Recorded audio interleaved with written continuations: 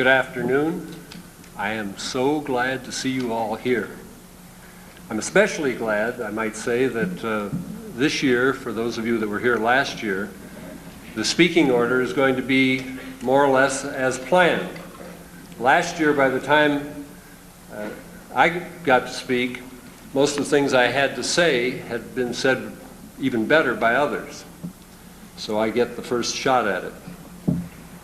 These are exciting times for Israel and its friends in America.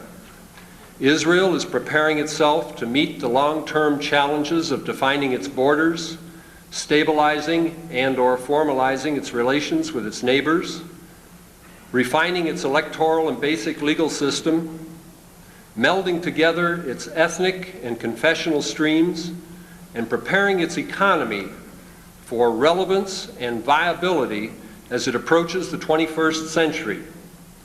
We are here to help make these things happen. The intellectual, journalistic, and diplomatic communities around the world have that little country's morals under a powerful microscope right now. So powerful that they sometimes fail to view their subject in any kind of perspective. We do, though, and we will do our best to see that other Americans have a full focus. Still, leadership support of our country for the State of Israel is stronger than ever. Witness, for example, the most recent, almost unanimous consensus between our Congress and our presidential administration in opposing the PLO attempt to achieve statehood by insinuating itself into membership in the World Health Organization. AIPAC will continue to place the facts in front of our decision makers on a timely and credible basis. Since we were together last May, it's been quite a year for Israel and pro-Israel Americans. The Arab uprising in the administered territories, the Intifada, continues seemingly unabated. Sensational daily press coverage is no longer seen with the same regularity as it once was. But the American people have become impatient with the ongoing violence. And while the recent polls have shown stronger support for Israel as a friend and ally than ever before, those same polls bring home the message that Americans want to see some resolution of this dispute and the unrest which accompanies it. America's unease regarding the Intifada has brought Israel's enemies out of the woodwork to an unprecedented degree. This was seen quite clearly as a highly visible element of Campaign 88, when a highly visible element of Campaign 88 pandered to anti-Israel and liberation movement sentiments. At the same time, there's been a proliferation of anti-Israel and pro-Palestinian statehood resolutions in district and state party conventions. These resolutions are still being brought forward, and the friends of the strong U.S.-Israel relationship, assisted by AIPAC, have been there to meet and, in most cases, to defeat these attempts at local interference in the conduct of American foreign policy. Elizabeth Schreier and her political outreach staff have performed admirably at the point of action in these matters. And Liz, where are you? I'd like you to stand up and have the people look at you and recognize you.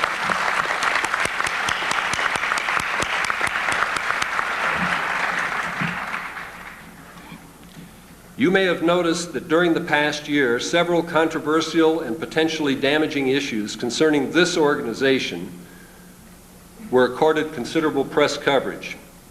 It would be disingenuous of me to try to convince you that these matters were and are of no consequence.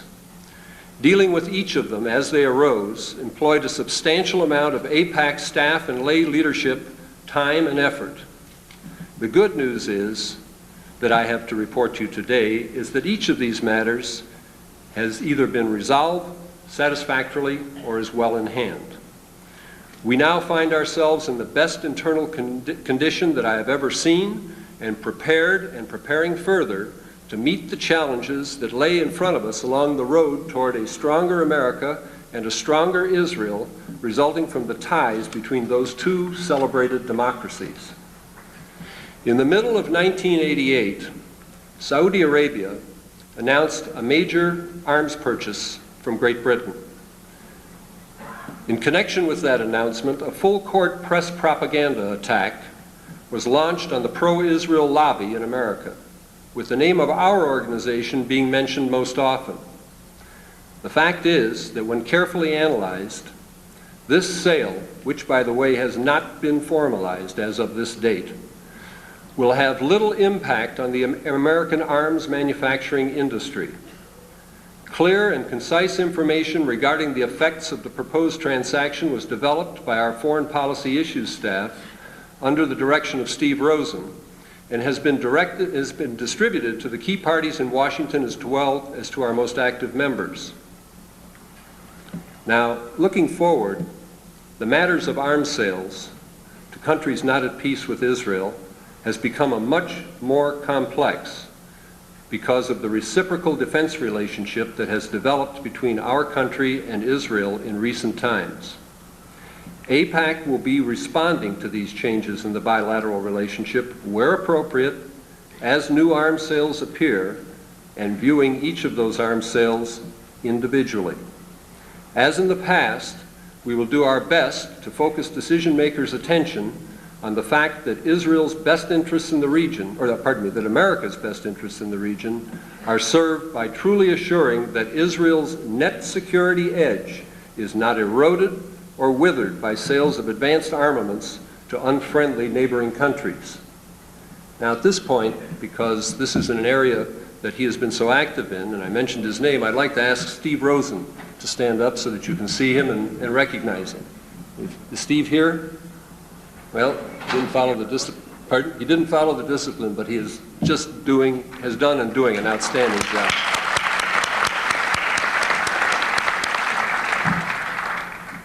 It has become clear to us that the truth about the U.S.-Israel relationship and the realities of the Intifada and other Middle Eastern events which impact upon Israel must be effectively disseminated to political opinion molders beyond Washington, D.C.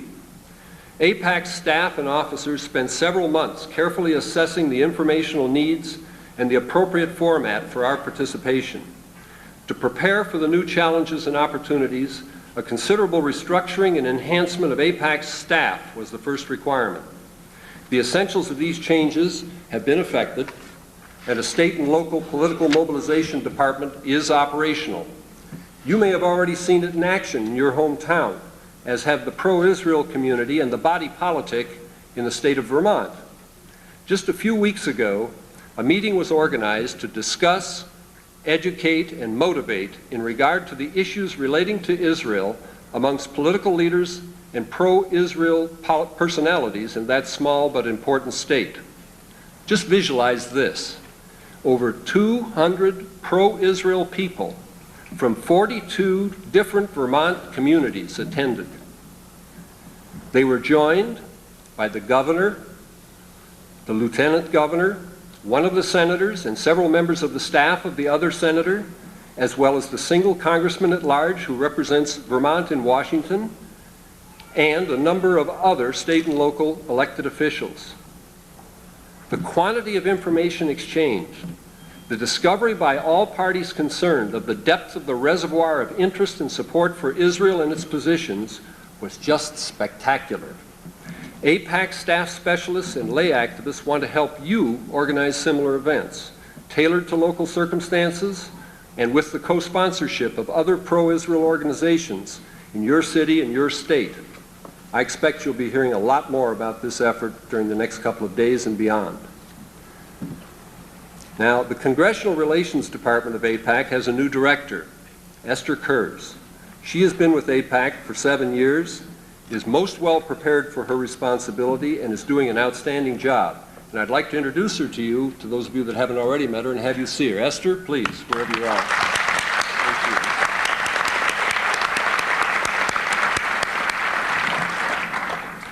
Changes have been made likewise in the Foreign Policy Issues Department, and it also is a much more effective organization today under the overall leadership of Howard Kohr. Foreign Policy Issues is doing an outstanding job of communicating with the administration. Where's Howard, so that you can all meet him? There he is.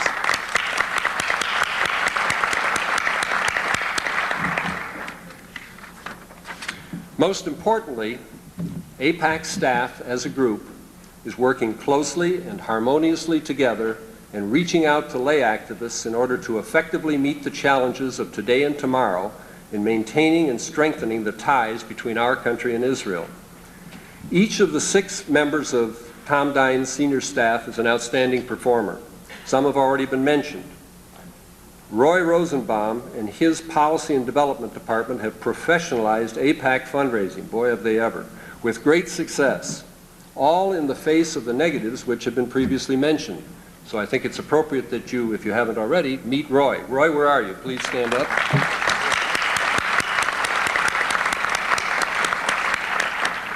And last but not least, Paul Rovinsky, AIPAC's Chief Financial Officer, who has done an outstanding and excellent job of managing the administration, finances, and administration services of AIPAC, or information services of AIPAC. They are today, I can say, in the best shape ever. Paul, where are you? Stand up, and there he is. So, where do we go from here? You will be hearing about it repeatedly during the next couple of days. We must carry the truth about Israel to the opinion molders in the political world where we live. That means congressmen, state legislators, county commissioners, city councilmen, political party activists, labor groups, chambers of commerce, religious groups, and all other people whose message is important to those who represent them in Washington.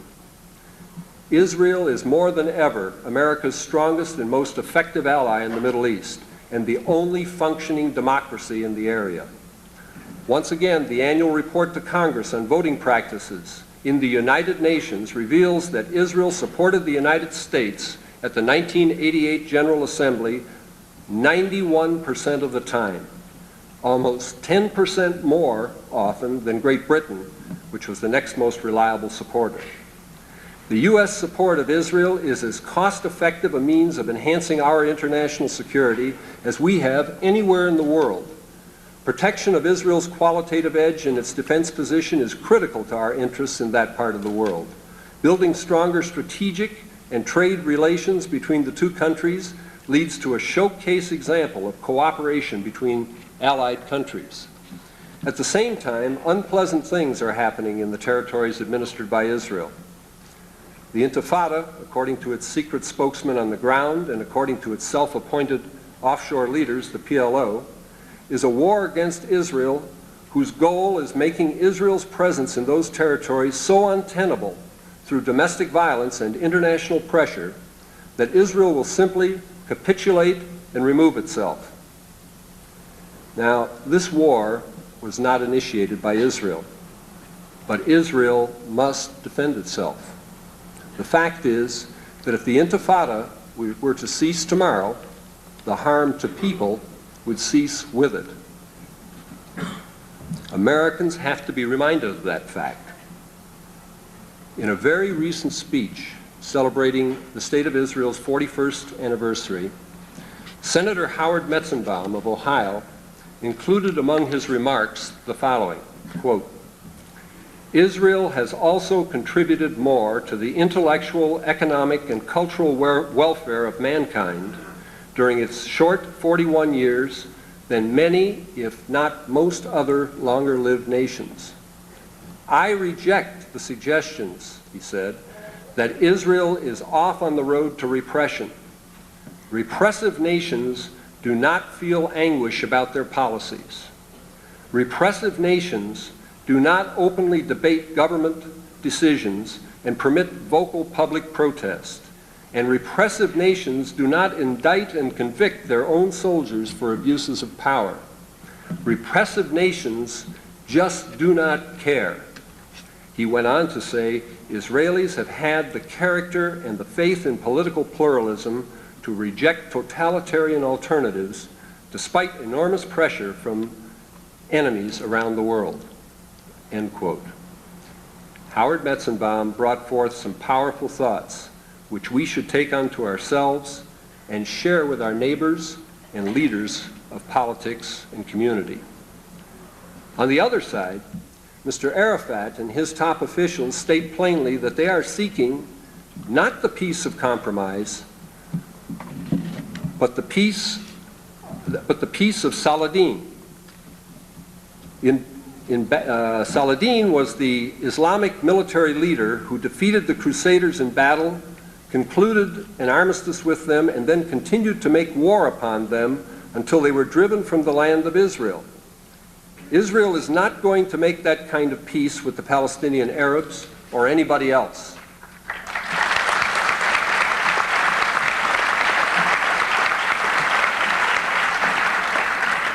Prime Minister Shamir came to America last month with a 4-point initiative, one major purpose of which is to promote democracy through free elections, not the kind of rule by terror that pervades the Middle East and which is the hallmark of the PLO.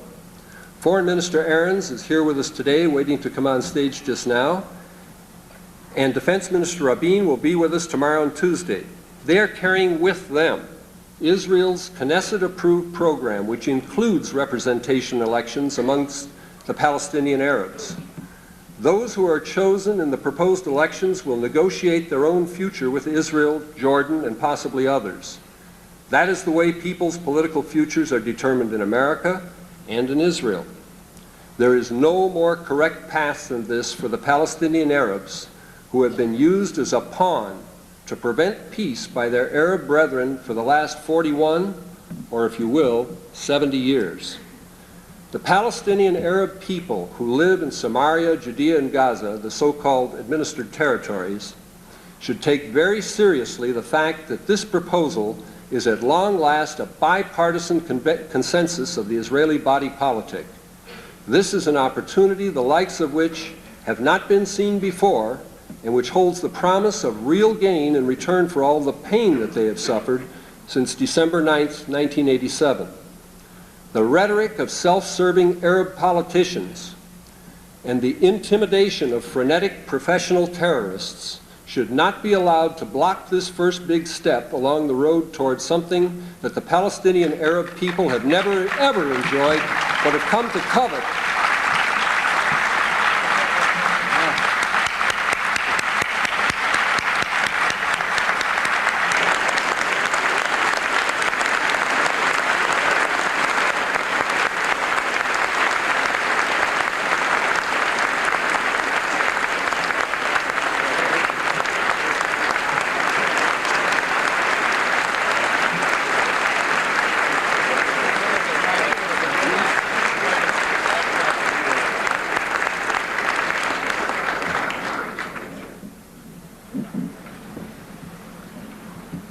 Well, Mr. Foreign Minister, you caught me at the pregnant point. Will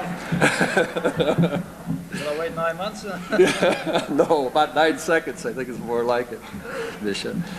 I'll go back to that paragraph, which is near the end. The Palestinian Arab people who live in Samaria, Judea, and Gaza, the so-called administered territories, should take very seriously the fact that this proposal is at long last a bipartisan consensus of the Israeli body politic. This is an opportunity the likes of which have not been seen before, and which holds the promise of real gain in return for all the pain that they have suffered since December 9th, 1987. The rhetoric of self-serving Arab politicians and the intimidation of frenetic professional terrorists should not be allowed to block this first big step along the road towards something that the Palestinian Arab people have never, ever enjoyed, but have come to covet since June of 1967, democracy. You are going to be hearing a lot more about carrying this message to our fellow Americans during the next couple of days. Attend the meetings, take part in the discussions, offer to do what you can do. Not only is there a great need for your participation, but there is an unprecedented opportunity to take part in seeing that the dreams of our people are realized and the best interests of our country are served for many years into the future. Thank you.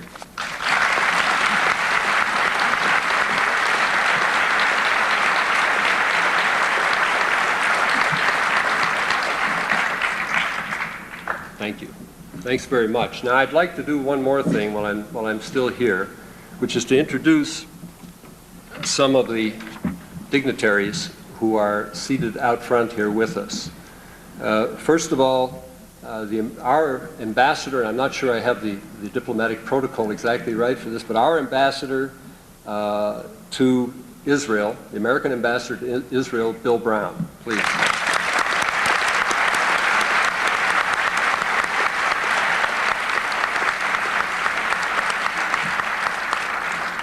And Israel's ambassador to the United States, Moshe Arad.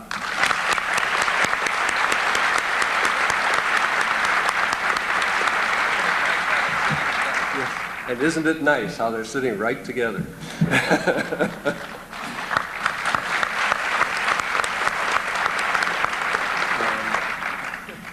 Now, I'd like to introduce the officers who are seated in front of me. I hope you're all there, and because I don't have an alphabetical list. So I'll start at my left in the front with Mayor Mitchell of Mobile, Alabama, Vice President of AIPAC.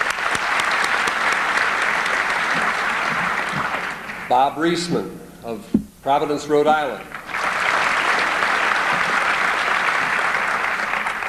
Charles Schusterman of Tulsa, Oklahoma.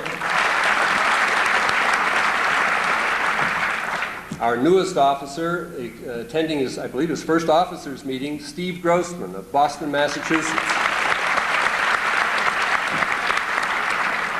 Michael Adler of Miami, Florida.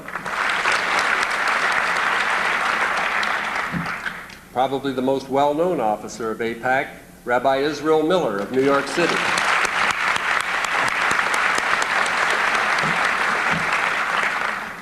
Going back to the next row, David Steiner of New Jersey. Bob Mazer of suburban Chicago, Illinois. Sandy Eisenstadt of New York City. Shale Pozes of Tucson, Arizona. Harvey Friedman of Miami, Florida. Barney Gottstein of Anchorage, Alaska.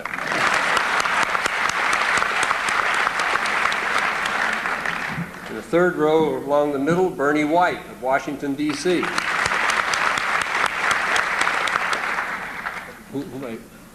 Pardon? And oh, you're waving me off. And last in the alphabet too, I think, Harriet Zimmerman of Atlanta, Georgia. Pardon? Where's Mort? Oh, and back here in the fourth row, Mort Friedman of Sacramento, California.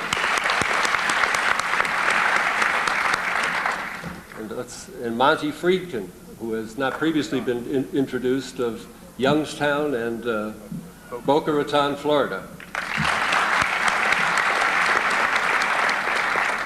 And I think Bob Asher, the chairman of the board of AIPAC, is somebody that's well known to all of us. And you'll be hearing from Larry Weinberg in just a moment. Thank you very much.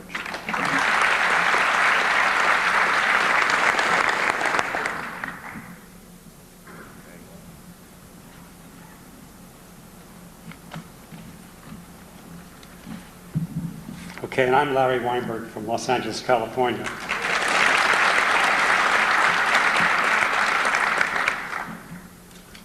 It's always a great pleasure to host at our policy conference leaders of the State of Israel.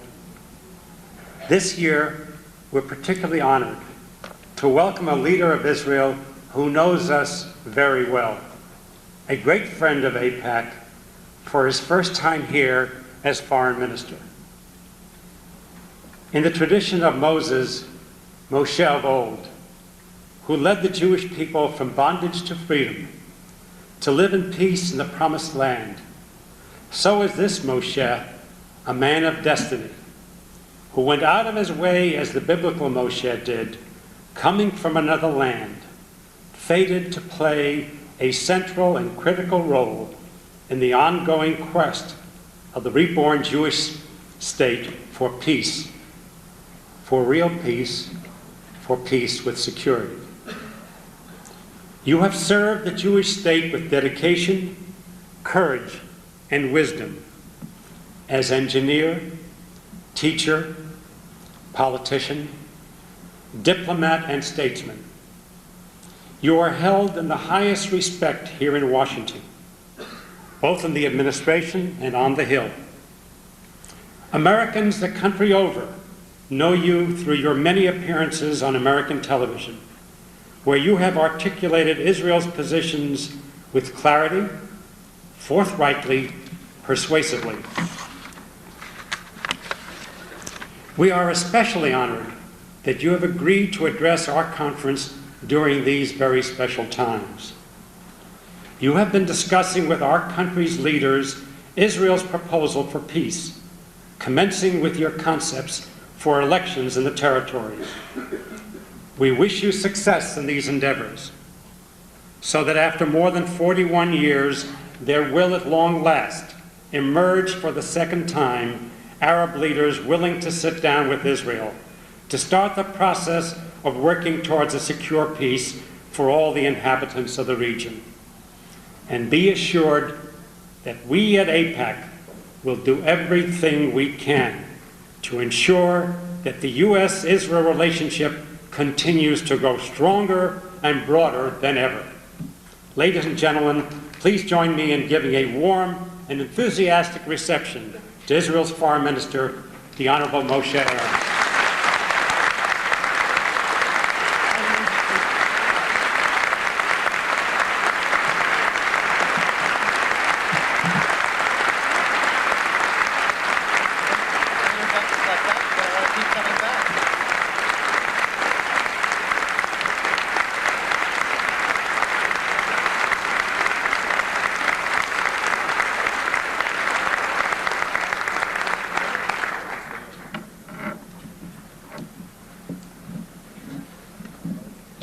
As an Israeli politician, I could use this kind of reception back home.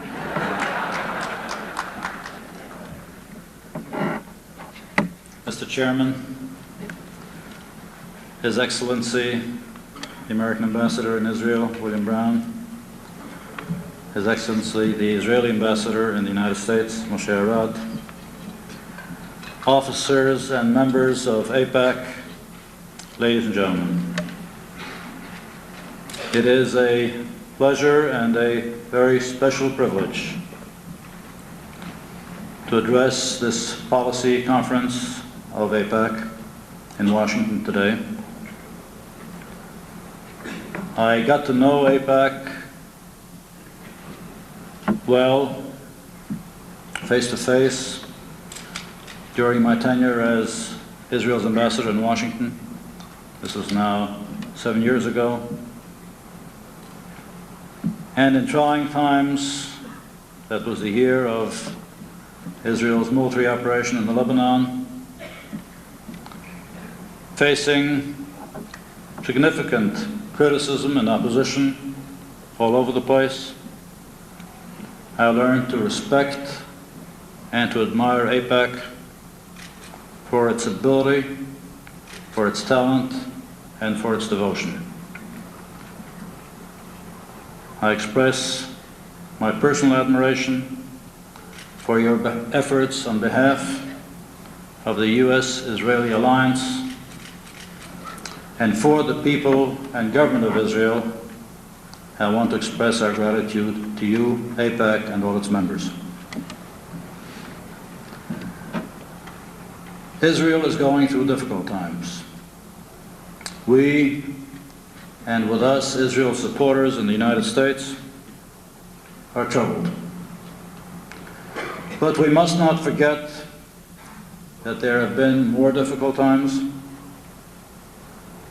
We overcame great difficulties in the past, and together we shall overcome the present crisis as well. I have no doubt about that.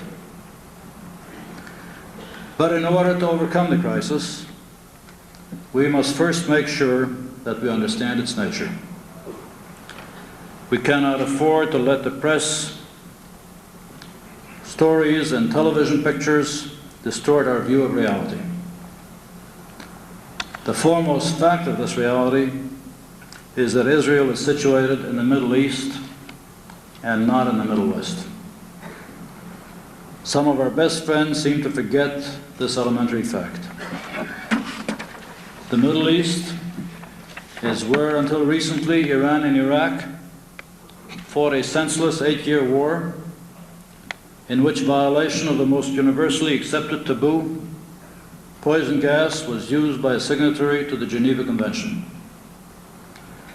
Children were kidnapped from their homes, given plastic keys to heaven, and forced to run over minefields. Cities were indiscriminately bombarded by long-range missiles, and over 1 million people were lost. The main cause of the war was a long-standing feud between the leaders of the two countries. Each called the other an infidel, a Zionist, and an agent of American imperialism. Not long before the war broke out, these two countries had signed a treaty of friendship and non-aggression. The Middle East is also where the ruler of Syria, at this very moment, deliberately and indiscriminately shells the Christian population of Beirut and northern Lebanon. He also openly supports, finances, and encourages the training of terrorist groups in the territory under his control. These groups include the one which slaughtered 250 Americans and 60 French peacekeepers in Lebanon in their barracks, the one which hijacked a TWA plane and killed an American seaman aboard, the ones which are still hiding hostages of various nationalities, and one which, to the best of our knowledge, was responsible for the bombing of Pan Am Flight 103 over Scotland. The training camps of these terrorist groups are a short commuting distance from our northern border. Ours is a region where civil wars and border wars have been raging for decades. In the Sudan, Lebanon, Yemen, Oman, Libya, Chad, and Algeria, Morocco, exacting hundreds of thousands of lives and destroying vast areas.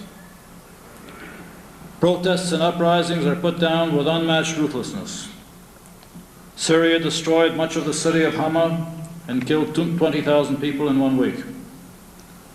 Iraq annihilated a Kurdish village with chemical weapons, killing over 5,000. In Saudi Arabia, the army subdued a pro-Iranian disturbance in Mecca, killing 500. In Algeria, 300 demonstrators were killed in 1 day. 3 weeks ago, a candidate for the Iranian succession urged Palestinian Arabs to hijack Western planes and kill 5 Americans, British, or French nationals for every Palestinian casualty.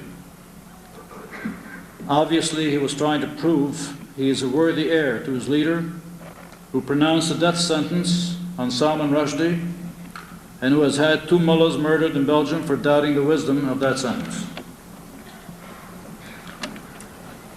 The Arab countries surrounding Israel field armies that are larger than the armies of NATO, equipped with weapon systems of Western and Soviet origin that compete with the best in the world.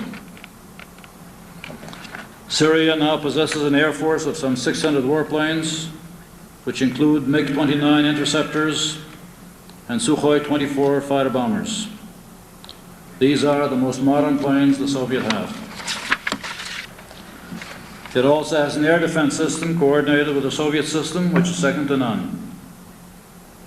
It has over 4,000 tanks, surface-to-surface missiles which can reach any city in Israel, some equipped with chemical weapons. It can field almost 750,000 troops. And there is Iraq. Iraq reorganizing its over 1 million strong army, focusing especially on improving its armored and mechanized forces and its air force. It has launched a major effort to upgrade the range of its surface-to-surface missiles. It too possesses chemical warfare, has used them in the fighting against Iran. It can field 6,000 tanks and 500 planes. Libya has acquired Sukhoi 24 bombers, which can be refueled in the air and have the range to reach Israel. And last year, Saudi Arabia signed the arms deal of the century, a 10-year, $30 billion package with the United Kingdom. It has also acquired ballistic missiles, which can reach any target in Israel from anywhere in Saudi Arabia. Israel, aided by the United States, annually invests a large proportion of its economic resources to provide for an adequate defense posture in the face of these threats, while maintaining a constant state of alert so as to ward off aggression if it were to come upon us suddenly, as it did in the Yom Kippur War. In our region, fanaticism is rampant and violence is a way of life. It is a region in which dictators rule and in which the concepts of democracy are alien and despised. It is perhaps the only region in the world which could beget the PLO. The PLO is not a liberation organization, nor is it just another terrorist group. It was created by the Arab states well before there were any so-called occupied territories to serve as a spearhead in the campaign to destroy Israel. Within a few years, it became the breeder and godfather of international terrorism. It is the originator of air hijackings, of wanton attacks on school children, of taking pride in atrocities. It has trained, financed, and assisted over 24 terrorist groups throughout the world. And yet, we are told that we can civilize these terrorists by placating them, rewarding them, and talking to them. It is as if the West had forgotten all of the lessons of the 20th century. The leaders of the democracies seem to have reached the conclusion that all terrorists have to do to be accepted in polite society is not to change their ways, but to repeat a few magic words.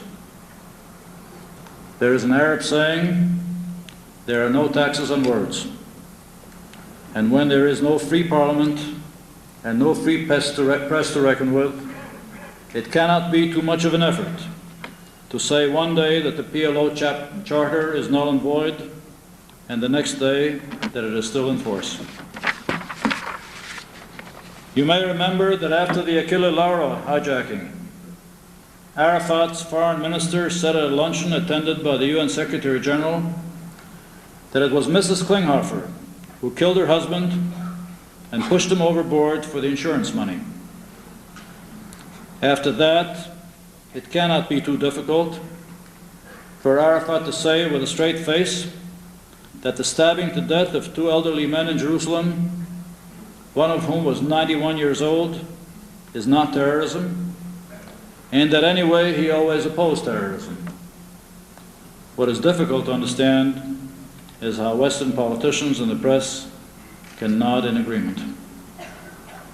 Among themselves, in Arabic, the PLO leaders speak a different language. There they say what they mean, and they clearly and repeatedly say that accepting a Palestinian state side by side with Israel is part of the plan of the phased destruction of the State of Israel, formulated in Cairo in 1974. The plan sees Palestinian sovereignty in any part of the country west of the Jordan as a launching pad for terrorist activities against Israel, as a base from which to incite Israeli Arabs with their identity sentiment, and as a fuse with which to ignite an all-out war between the Arab states and a dwarfed, demoralized, virtually indefensible Israel.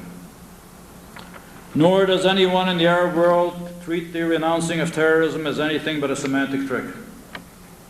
Naif Khawatmeh, one of the terrorist chieftains who approved all of Arafat's declarations, said on April 21st, 4 months after Arafat's pronouncement in Geneva, that the PLO has agreed to increase military operations with Arafat's full approval, and indeed terrorism has not decreased. On the contrary, the seeming recognition granted the PLO by the West has given it new boldness. The Israeli army regularly intercepts terrorist gangs whose instructions are to take hostages and kill civilians. The day Arafat was paying an official visit to the President of France, PLO leaflets in Judea, Samaria, and Gaza called for settling accounts with what they call collaborators. The killing of so-called collaborators is not a new phenomenon. The word collaborator is applied to anyone who believes in the possibility of coexistence between Jews and Arabs.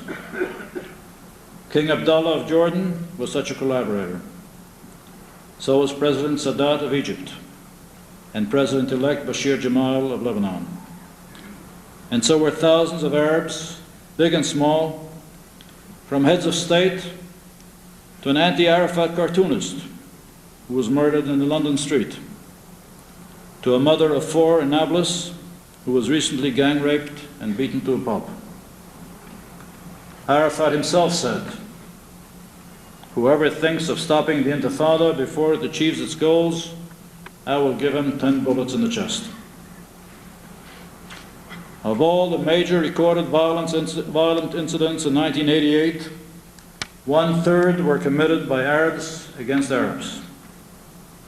And since January of this year, these past 4 months, almost 3/4 of the victims of violent acts by Arabs in Judea, Samaria, and Gaza are Arabs. Hardly a day goes by without Arabs being killed by Arabs. Anyone who is suspected of not being an enthusiastic follower of the PLO lives in fear of his life. Israel, an island of democracy in the Middle East, surrounded by hostile Arab neighbors, has suffered greatly from aggression and terror in the 41 years of its existence.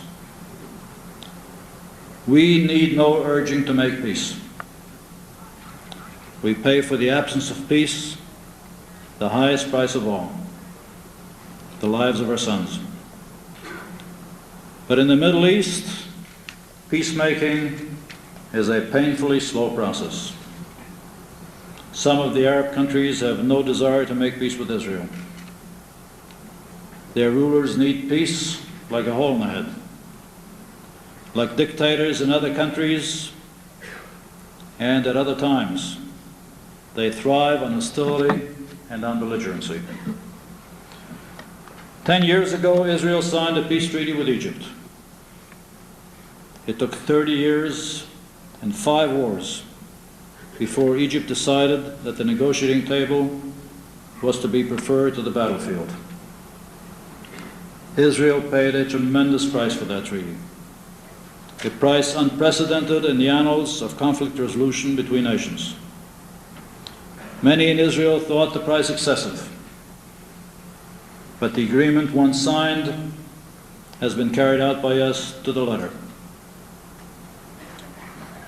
We believed, we hoped, that after the Israeli-Egyptian peace treaty was signed, all other Arab countries would quickly join the peace process.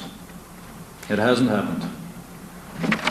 The agreement signed subsequently with Lebanon in May of 1983, an agreement that would have brought about the complete evacuation of southern Lebanon by the Israel Defense Forces, was torpedoed by Syrian threats against Amin Jamal, the president of Lebanon at the time. Since the Syrians had ordered the assassination of his brother, the president-elect Bashir Jamal, the threat was taken seriously, and the treaty was never ratified. Other Arab countries, especially Jordan, got the message too. Hostility to Israel is a safer course to pursue than peace with Israel.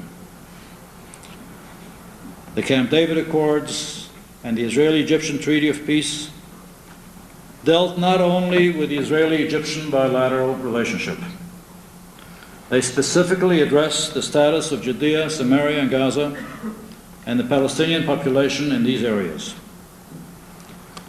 The conclusion reached by Menachem Begin and Anwar Sadat was that the gaps in aspirations and anxieties were so large as to make impossible an immediate agreement on the permanent resolution of the issues in question.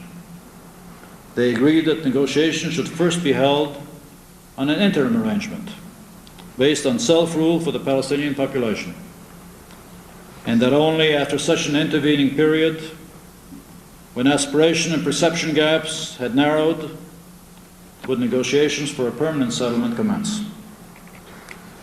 Unfortunately, Egypt, after pocketing the Sinai, was not prepared to continue negotiations with Israel on the implementation of the interim settlement. Jordan refused to join the negotiations, and no further progress was made in advancing peace in the area. The last 18 months have seen the outbreak of brutal violence in Judea, Samaria, and Gaza, and Jerusalem, accompanied by a wide-ranging PR offensive aimed at isolating Israel, granting recognition to the PLO, and forcing Israel back to the pre-67 borders, including the evacuation of East Jerusalem.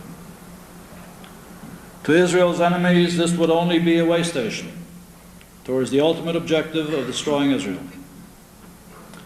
Others hope that such a truncated, indefensible Israel would allay Arab anxieties, appease their ambitions, and bring peace to the area. We will not submit to this offensive.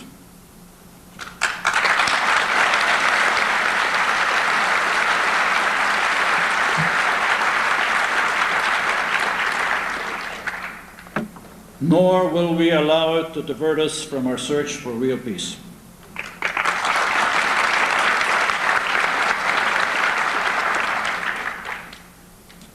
We in Israel have always believed that the totalitarianism, fanaticism, and brutality that characterizes most of the Arab countries will give way in time to democracy, to tolerance, to an abhorrence from violence.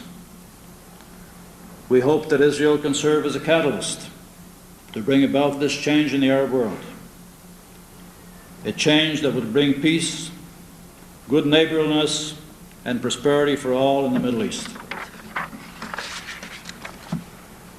It has been Israel's policy throughout the years to leave no stone unturned in the search for peace. Thus, even at this difficult time, beset by violence in the streets of our cities and on the highways of our country, Israel has launched a peace initiative. The objective of this four-point initiative is to improve the atmosphere and set the stage for progress towards peace, while initiating contacts for dialogue and negotiations between Arabs and Israelis. That is the necessary condition for reaching agreements. It is not in itself sufficient if the Arab world will not show goodwill, realism, and an appreciation of Israel's rights, needs, and concerns. Agreement will be difficult. The 4 points of Israel's peace initiative are: 1, a summit meeting between the leaders of the United States, Egypt, and Israel, reaffirming their commitment to the principles embodied in the Egyptian-Israeli peace treaty and affirming their resolution to build a comprehensive peace on the foundation of the existing peace between Israel and Egypt.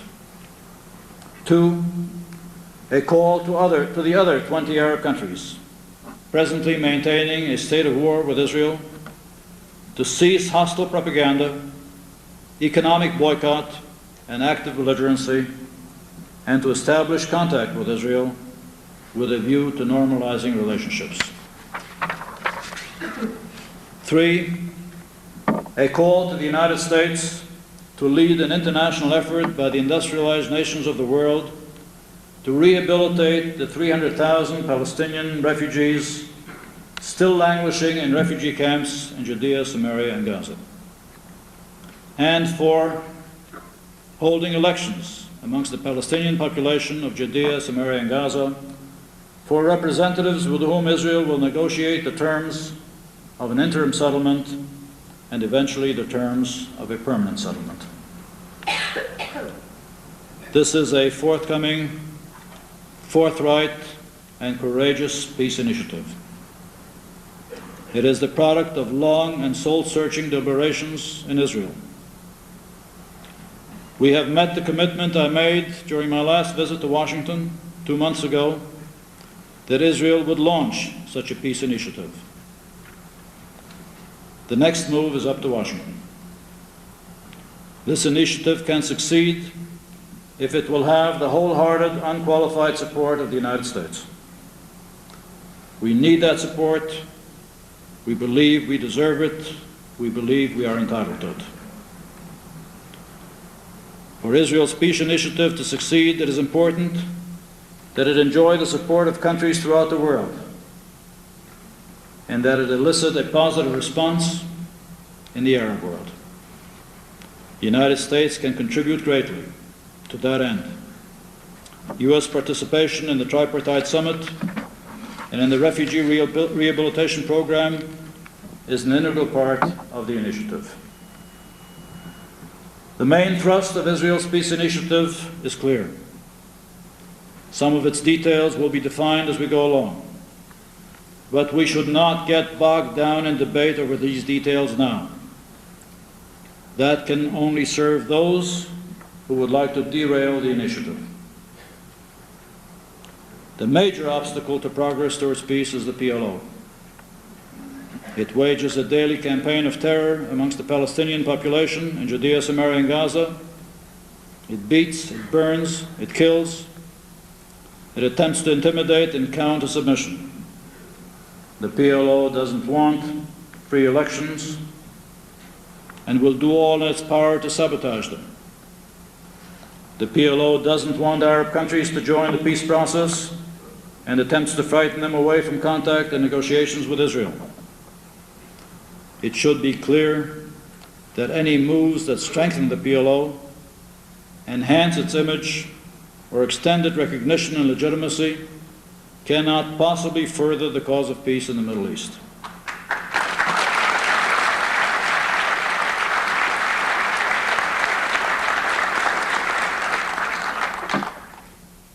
The Israeli Peace Initiative was conceived at a time when terror and violence threaten Israel.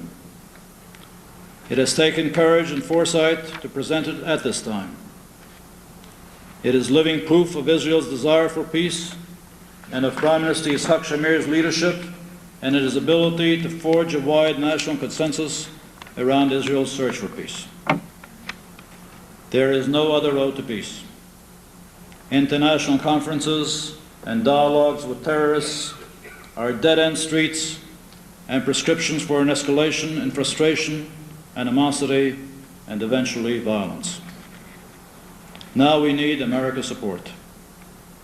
I am sure that U.S. support will enlist the support of many countries around the world and can also elicit a positive response in the Arab world and turn Israel's peace initiative into an historic milestone on the road to peace in the Middle East. AIPAC can play a crucial role at this juncture. You can acquaint the leaders of America with the peace initiative. You can mobilize support for it throughout America. You can help move it from an initiative to a real movement toward peace. You can help bring peace and security to Israel. I know we can depend on you.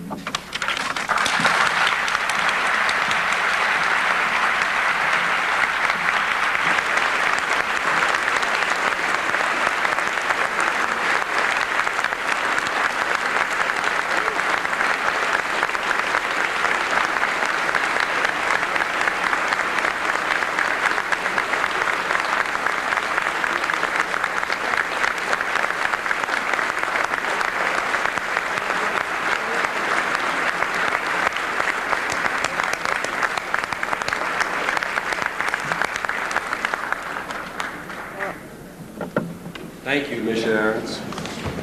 I think you've galvanized this very well. I shouldn't go on without letting you know that sitting here Sitting here at the front table with us is also the Foreign Minister's lovely wife, Muriel Arens.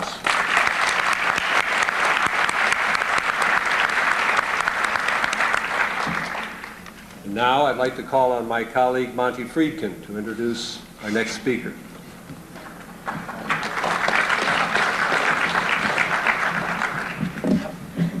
Good afternoon. Few members of Congress have garnered as much bipartisan respect from their fellow colleagues as Representative Lee Hamilton. Lee Hamilton is recognized as an expert in American foreign policy and diplomacy, a reputation he has earned as a member and leader of the House Foreign Affairs Committee. His chairmanship of Europe and the Middle East Subcommittee has brought praise from all sides. As chairman of the subcommittee, Lee Hamilton is a key player in determining the direction of U.S.-Israeli relations. His subcommittee helps set the agenda for the united foreign policy in the Middle East, including setting the authorization levels for the foreign aid to Israel, Egypt, and other nations in the region. Under his leadership, the Subcommittee on Europe and the Middle East has begun the foreign aid process for fiscal year 1990 by approving $3 billion in all grant aid to Israel and numerous other pro-Israel provisions.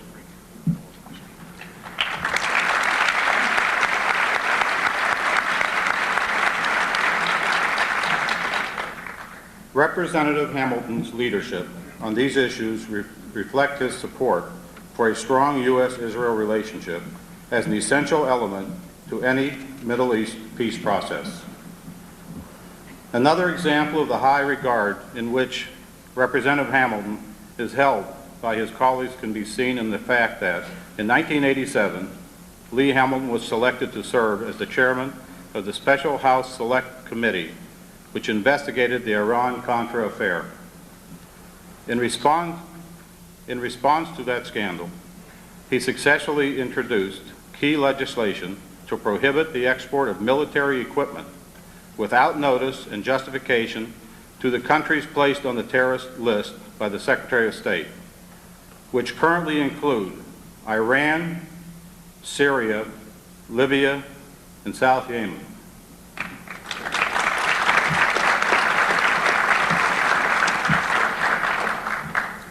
He brings great depth, intellect, and knowledge to everything he does. We are honored to have Chairman Lee Hamilton of Indiana with us today. Good, how are you? Good to see you.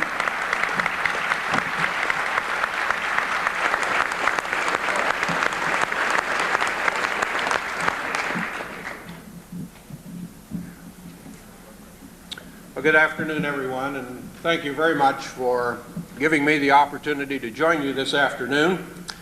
It's a privilege to be here to talk to such a distinguished group on a topic of common concern and common challenge. And it is especially a high privilege for me to have the opportunity to be here with Foreign Minister Arens and Mrs. Arens. He carries the highest respect from all of us on Capitol Hill. We know him very well indeed, usually call him by his first name, and we're delighted to see him in Washington and with us today, and I'm pleased that I had an opportunity to hear most of his remarks in the wings. This 30th Policy Conference of the American-Israeli Public Affairs Committee will provide for all of us a useful assessment of where we are and where we want to go in the Middle East. No organization is better qualified than your own to examine these issues, and because of its strong grassroots support, which all of you reflect.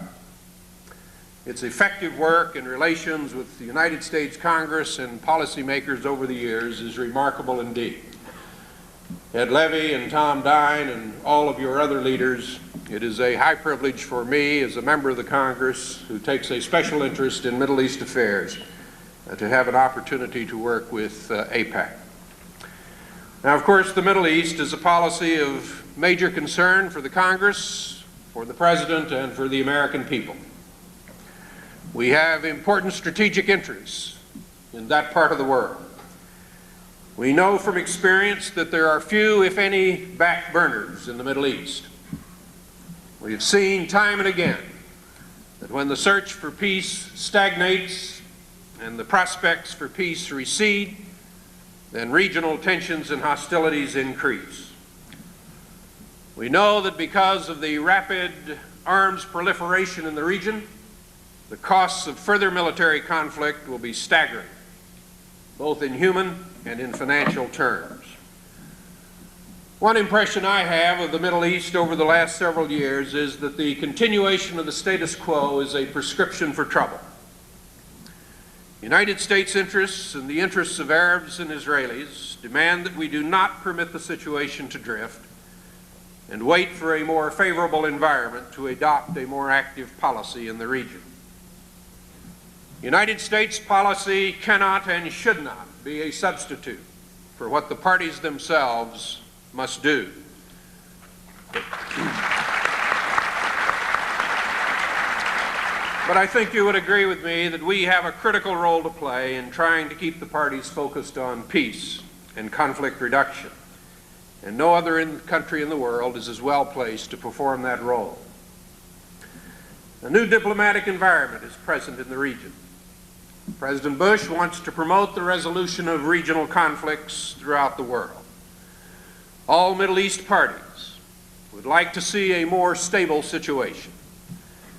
Our friends throughout the region, including Israel, face serious internal challenges. They want some breathing space to address them. The Soviet Union is reaching out in the region, seeking to break down diplomatic barriers and expand its ties. The entire region is infirming. It's hard to predict what will happen, and whether recent changes, if they are changes, in PLO and Jordanian policy will endure. Recent events have created an opportunity for reassessment and new movement in the region. The question is, how do we use this opportunity, and what policies do we pursue? The United States policy in the Middle East has had bipartisan support for over 20 years. It has been a sound policy. It has sought to further the peace process by facilitating direct talks between the parties, supporting UN Resolution 242 as the basis for peace negotiations, maintaining a special relationship with Israel that ensures Israel's economic well-being and its regional, military, technological superiority. These policies have been tested over time. They've enjoyed more continuity and less divisiveness in the United States than our policies in many other areas of the world. They've achieved some notable successes and some disappointments. But what stands out to me is that we've consistently, over these years, sought to bring peace to the region. And I think all Americans can take a measure of pride in that. We have an opportunity now to build on the enduring elements of our Middle East policies. A significant recent change in the geopolitics of the region is the Soviet activism. We face a more assertive and a more creative Soviet diplomacy in the Middle East. The Soviets are no longer willing to link their interests in the region solely to the unpredictable states like Syria or Yemen and Libya. They want to expand their ties throughout the region. They've established relations with Kuwait, Oman, the United Arab Emirates, and the Gulf. Will probably do so with Saudi Arabia later this year.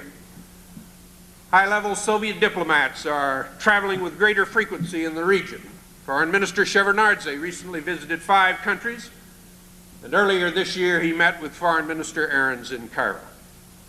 Moscow is showing some flexibility on how peace talks might be organized. They've had increasingly frequent contacts with Israeli leaders, exchanged consular delegations. Some type of formal relationship could develop. Some evidence suggests that the Soviets have pressured the Syrians and the Palestinian allies to modify their positions to be less resistant to regional peace efforts. Contacts between Israel and Eastern Europe have proliferated, even East Germany and Czechoslovakia are showing signs of moderation towards Israel. Now, our interest in that improved U.S.-Soviet dialogue is directed toward the advancement of peace in the Middle East. We must, as Secretary Baker did in Moscow this week, explore and test Soviet intentions in the region, seeking areas of cooperation and common interests. We do not, however, want to push friendly states into Soviet arms.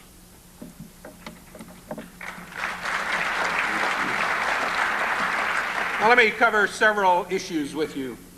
First, the search for peace. My understanding of U.S. policy today is that we want to begin the peace process with small steps to build confidence between Israelis and Palestinians and improve the atmosphere between the communities in Israel and in the West Bank and Gaza. Such steps or interim arrangements are not an end in themselves. While the conditions of final settlement simply do not now exist, the parties need to be thinking about its shape in conflict. Solutions which appear impossible today may yet become possible after Israelis and Palestinians have learned to live side by side in dignity. An important step to focus on this year is to try to organize local elections in the West Bank and Gaza that would be acceptable both to Israel and the Palestinians. And I commend that plan that Foreign Minister Arens set forth in the four-point plan just a moment ago.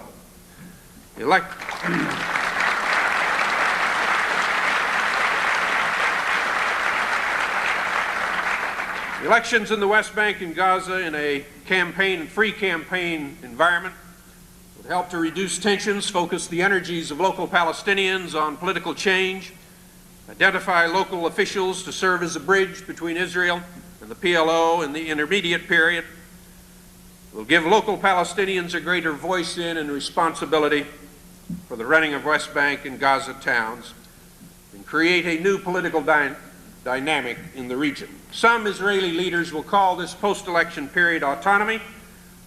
Palestinians and other Israelis will call it a transition.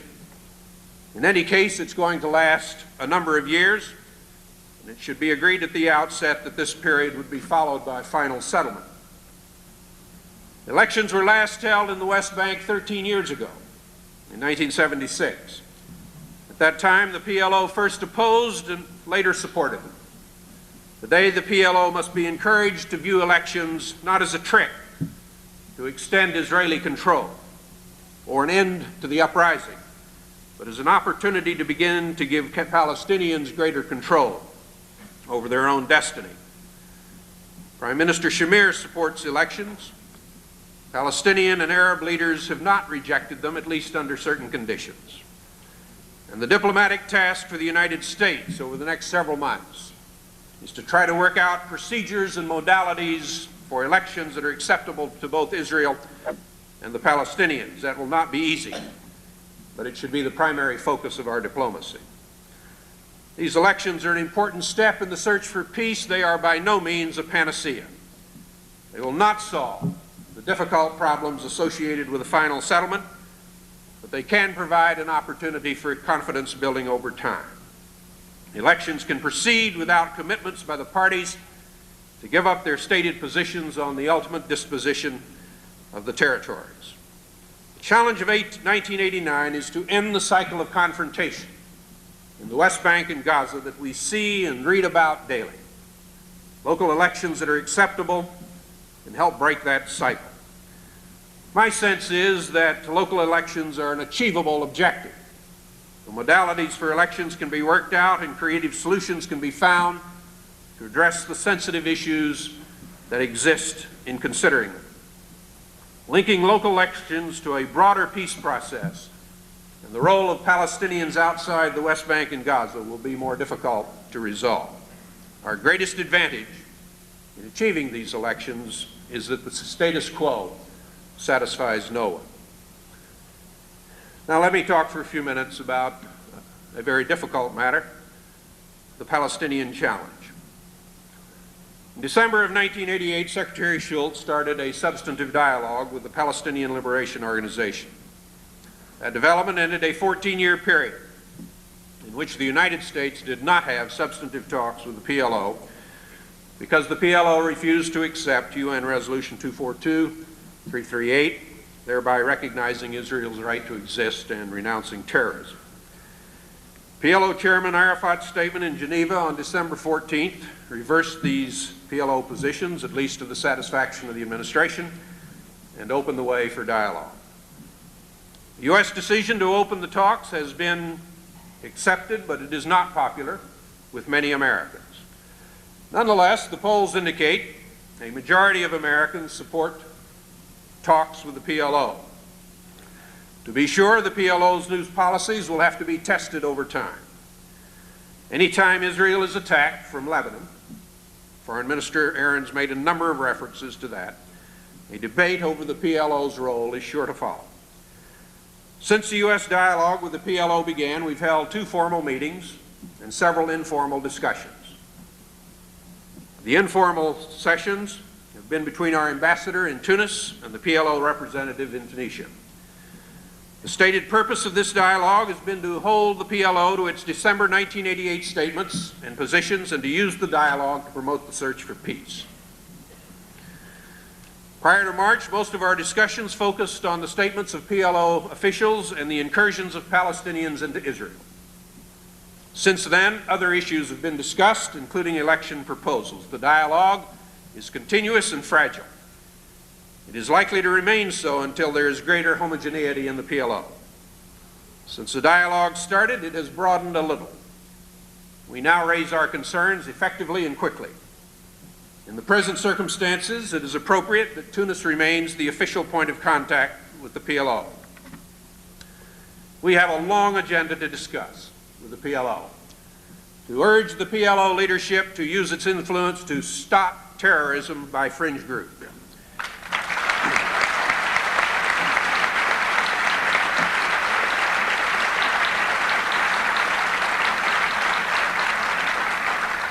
That is a fundamental misconception, often spoken by our Arab friends. America can and wants to be helpful, but it will not force Israel. In the end, it is the Israelis who must be persuaded that they can live in peace with the Palestinians. We need to stress several general themes. First, the PLO will need to take measures to improve its awful image if it expects a broader and closer dialogue with the United States in the future.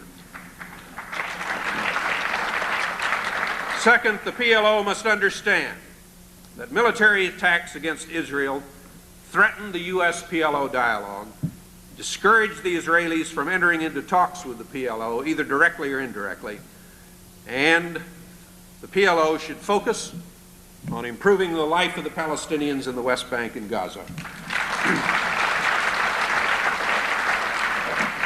I do not know whether the PLO is prepared to undertake these steps, but the United States must continue to push the PLO in these directions. Palestinians cannot be expected to forego their uprising without at least a general commitment to the future, but if they do not cut back and eliminate violence, the Israelis will not take the risks for peace, and Washington will not force them to do so.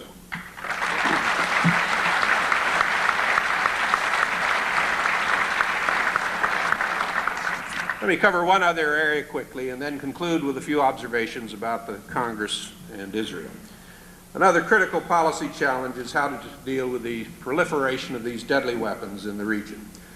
I don't need to elaborate on that for you. It's potentially very destabilizing to the region. More than 8 nations now have, or will soon have, long-range surface-to-surface missiles. Several of these states are acquiring development and production capabilities.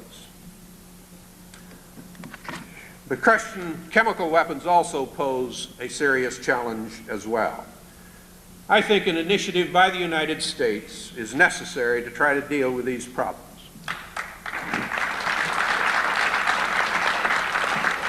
We must try to develop, and I know it's not easy, an international consensus on the urgent need to curb these weapons. We must work with European, South American, and Asian suppliers to control proliferation by restricting sales of weapon components and chemical agents. And we have to work toward an international, on-site, unannounced inspection regime. We do not have the luxury of waiting several months to start an initiative. This problem will grow worse over time. The Soviets appear equally concerned about the destabilizing aspects of weapons proliferation and may be ready to support some international controls. We should fully explore that possibility. Now, of course, a great challenge for us is to help our friends in the region. At the top of the list is the United States-Israeli relationship. Our message to Israel and how we convey it is crucial. Israel needs our steady hand and our constant support. This fiscal year, 1990, $3 billion U.S. assistance program for Israel is now in the process of being approved by the Congress.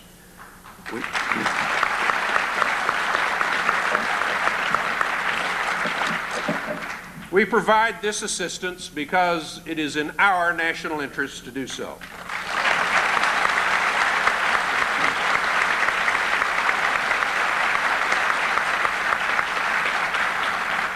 It is provided to a democratic friend and a reliable ally to help Israel maintain its economic recovery and, of course, to advance the search for peace.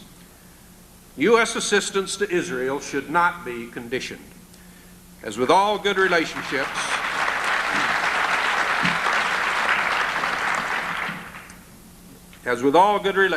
disagreements will occur from time to time.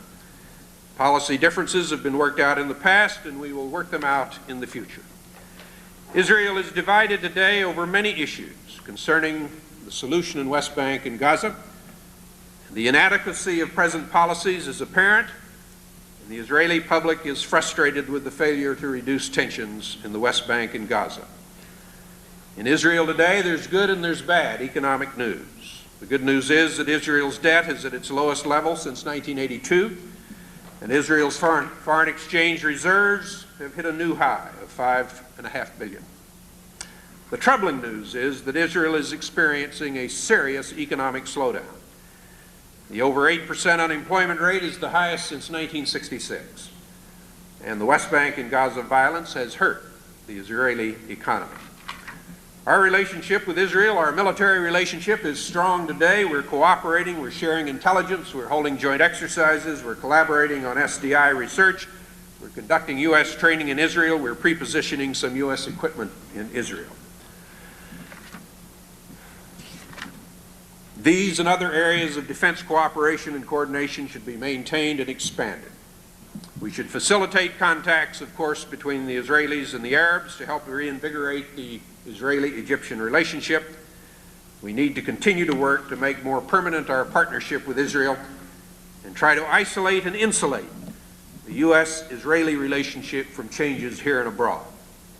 A stronger diplomatic and political basis for our relations is essential to ensure strategic partnership and a sense of common purpose.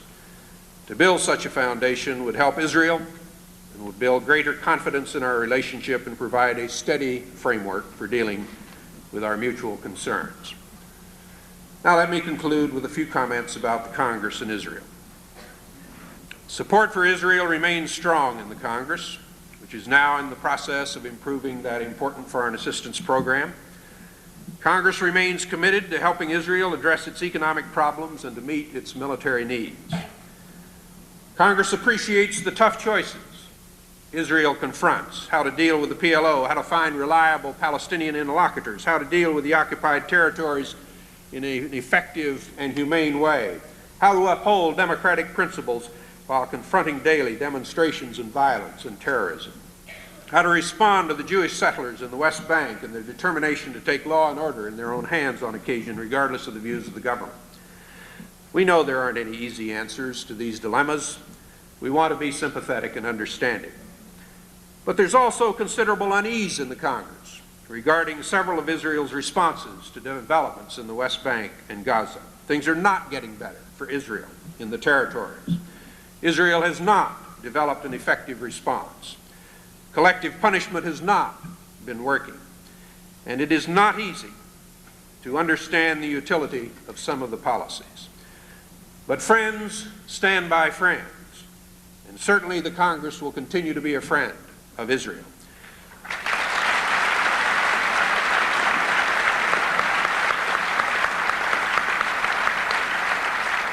I believe the United States should help press ahead with the search for peace.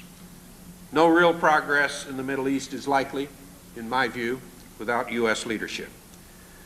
It is often suggested that there is no such thing as an optimist in the Middle East.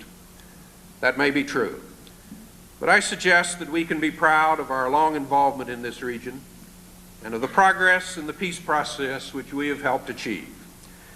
Our leaders have, over the years, logged many miles in the region in the search for peace. We have had our share of disappointments. Some suggest that we pay less attention to the Middle East or sit back and wait for the views of contending parties to coalesce or for their differences to narrow. My view is that the status quo between the Arabs and Israelis is not working. It is not viable. It is dangerous. Progress in recent years and changes in the attitudes of key players in the Middle East have helped create a new diplomatic environment in the region. The opportunities today are greater than ever before, and so are the risks for doing nothing. We simply must keep trying to exploit the new opportunities and to make further progress in the search for peace. Thank you very much.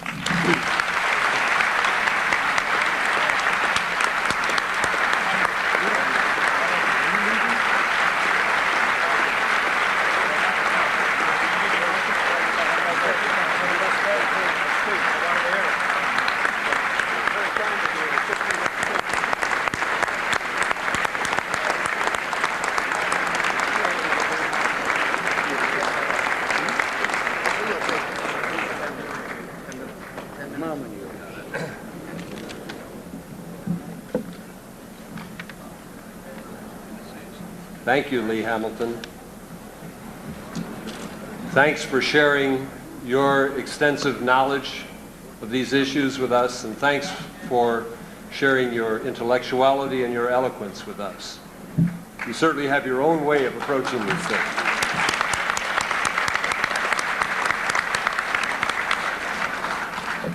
Now, the congressman will take just a few questions. We have just a bit of time. And you can write your questions on a piece of paper, hold the piece of paper up, and there are APAC staff people standing in these two aisles near microphones who will pick your question up. Esther Kurz over here and Ralph Nurenberger over there. So if you have a question, come forward. While you're doing that, I'll make a couple of short announcements. Please listen to these announcements carefully. For those who are going to the Capitol Club dinner, buses people will board buses for the Capitol Club dinner at 4:45 p.m. It's now 3:45. Don't be late. It's at the 24th Street entrance, the 24th Street entrance. Board buses at the 24th Street entrance prior to 4:45. Second announcement, and this is very important for Tuesday. Lobbying appointments have been scheduled with your senators and representatives on Tuesday morning. Please remember to pick up your lobbying appointment card at the legislative desk before 4 p.m. on Monday. If you do not pick up your card by that time, your appointment will be canceled. You wouldn't want to arrive there and find that your appointment was canceled. Your senators and representatives are expecting you. It's very important that you keep your appointments and arrive on time. Buses will be provided to take you to and from Capitol Hill. Now, last but most important, the session with Secretary of State James Baker will take place tomorrow, Monday, at 12:30. It will be a sealed session. This means that at 12:30 sharp, 12:30 sharp. Once the secretary has entered the ballroom, the doors will be closed and no one will be permitted to enter until after he leaves the ballroom. So you'll miss that session if you're not inside and seated by that time. If you should happen to arrive late and cannot get in, there will be a video monitor set up in the Maryland room, which is just across the hallway this way, for you to view and listen to his address. Please be prompt so that you won't miss this historic event. Now I see some questions. Esther, do you want to start off? There are several questions here on one topic, which is how can we change the negative media attitude towards Israel?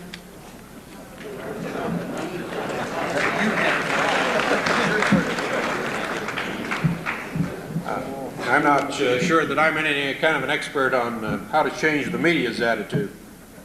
I think the foreign minister gave us a good illustration of it, though. My sense of the negative coverage is that there wasn't anything positive in its place, and when the Prime Minister Shamir came forward with the election plan, and Foreign Minister Arens emphasized it in the concluding paragraphs of his speech, I think that's what you have to do. You're not going to win the PR battle with the television showing the uprising activities each day, but you can win it if you emphasize the search for peace, and that's what we have to do. The important thing now is to try to shift the focus, not only of the media, but of the diplomats and of the world, from the questions of confrontation to the questions of what can you do to improve the situation in a constructive way, and the election proposal does that. Well, I have a number of questions with regard to the election proposal that we're currently in. One questioner asks how we can expect the elections to be fair when the PLO will continue to use intimidation to prevent them from being fair. Another questioner asks how can we expect the elections to produce results other than a PLO victory, and would this in turn lead to any solution? And a third follows up by saying, even if there are elections, even if there are discussions, what good would it do if Syria will not participate in discussions and negotiations? Well, look, nobody has any magic answers here about elections. You have to set yourself on the course, try to negotiate out the modalities of them, not proceed until both sides have indicated that those elections are going to be conducted in a way that is satisfactory to each side, and that negotiation will not be easy. It's worth noting that the PLO began after Prime Minister Shamir put forward the election proposal with a flat rejection. If you read the article in the Washington Post today by one of their spokesmen, I don't know, I think it's probably not correct to characterize that as an official response, but it's an important response. You see that they now accept the idea of elections with a number of conditions to it. Now, I don't want to make too much of that, but that is some kind of progress, and you just have to keep chipping away at it and moving forward. With regard to the third question on Syria, I certainly recognize that Syria will be among the most difficult of the countries to deal with. They are anti-Arafat, they're anti-PLO, they're pro-support of some of the worst elements of the Palestinian Liberation Organization. The only thing I can suggest there with regard to Syria is that you try to keep the dialogue open, you not foreclose it. Syria is, in the end, going to have a role to play. They are a power in the region, but no one knows exactly, of course, how to deal with them at this point in time. But I think the election modalities can be negotiated for the territories without a Syrian veto. Several questions about the U.S.-PLO dialogue and whether it should continue. One question is, if the U.S. continues its dialogue with the PLO despite repeated PLO violations of the commitments made in Geneva, especially regarding terrorism, then isn't the United States making a mistake in rewarding the PLO for words which it has not backed up with in deeds?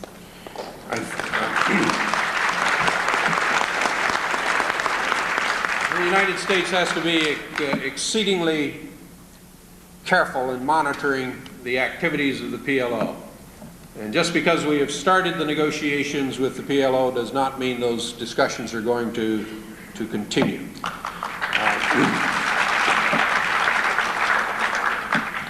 It is also important to remember that the PLO is not a monolithic organization, that there are elements of it that did not agree with Arafat's decision, that he does have trouble controlling those elements, and we have to recognize that. But as I said in my remarks, the PLO simply must understand that to the degree that they commit acts of terrorism and violence, they're going to undercut that U.S. dialogue, and they are certainly not going to encourage the Israelis to further advance the peace process.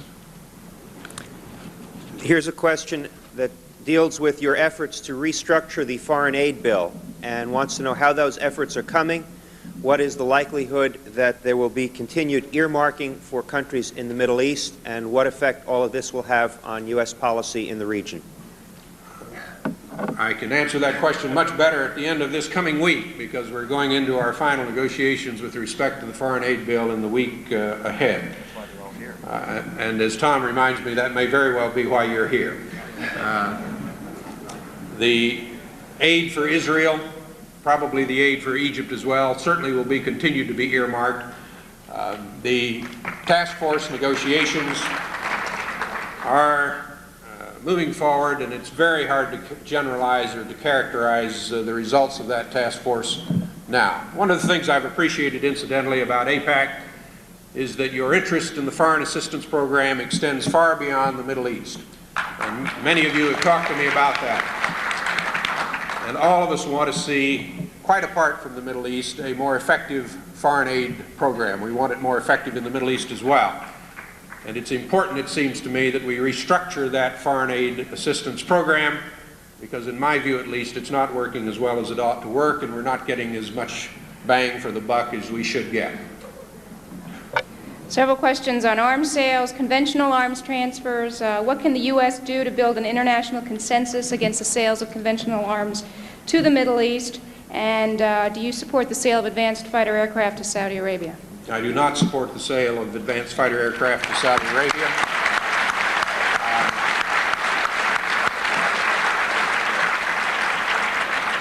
Building a consensus is no different in international fora than it is in the United States Congress. It just takes an enormous amount of contact and diplomacy worldwide. My point here simply is that I don't think we're enough into this problem yet of arms proliferation and certainly of the more exotic weapons.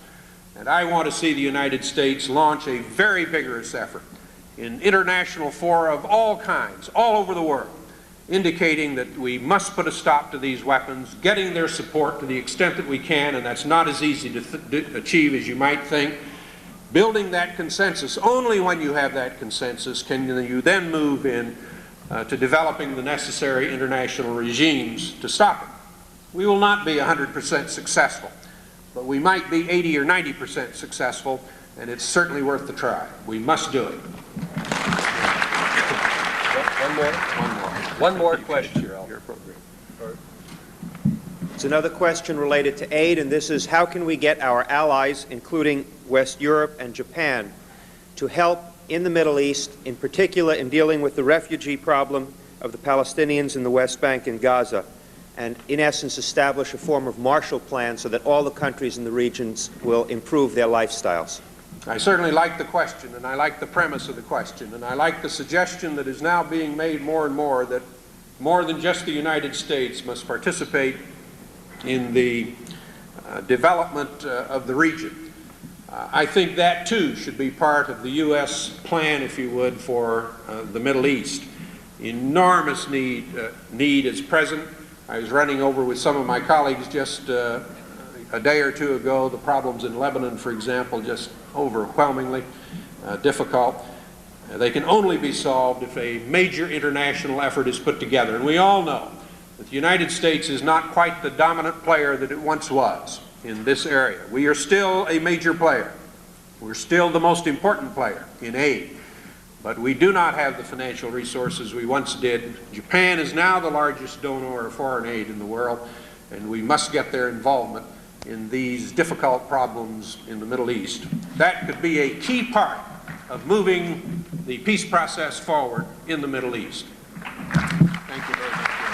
Have a good meeting. Thank you. Thank you for being so gracious with your time, Lee.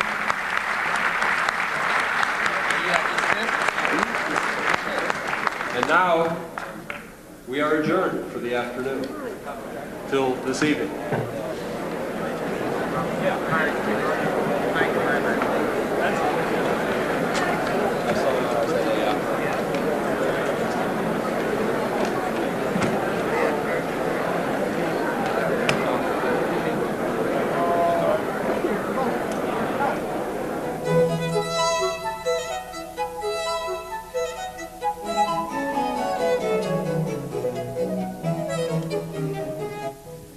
That concludes our live coverage of the annual policy conference held today by the American Israel Public Affairs Committee.